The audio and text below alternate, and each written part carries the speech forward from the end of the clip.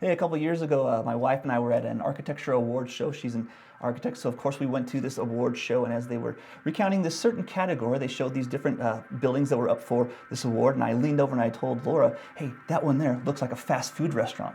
And so we giggled a little bit about that. But then that one actually won the award. I thought, man, how could I be so wrong on that, seeing things from that perspective? But of course, we defaulted to the pros in that. You know, the architects, the engineers, the people who really know what they're talking about told us this one won an award, and whether or not we disagreed with it, we should default to what the pros say. And I see a similar thing happening in the church today where I can't say how many people do it, but I have seen some people say, I don't like that. I don't think that aspect is a right for me to follow from the scriptures.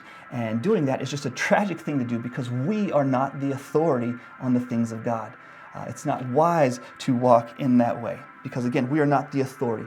It's not our place to say, God, I don't like what your word says about how often I should happen or help at the church. I don't like your ideas about marriage and sexuality, God. I don't like how I have to be honest all the time and we're going back and forth with what we think about things instead of defaulting to what the pro says.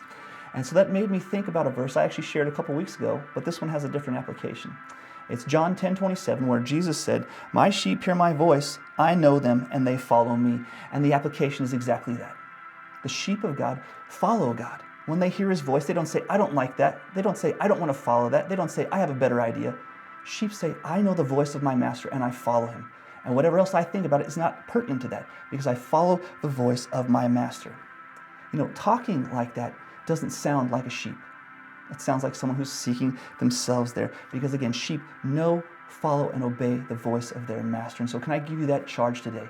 That if you're walking with some kind of sin, if you're seeing something in the scriptures that you don't understand or you disagree with, please talk to one of your pastors here at Anchor Church. We'd love to walk you through those things, but don't default to that.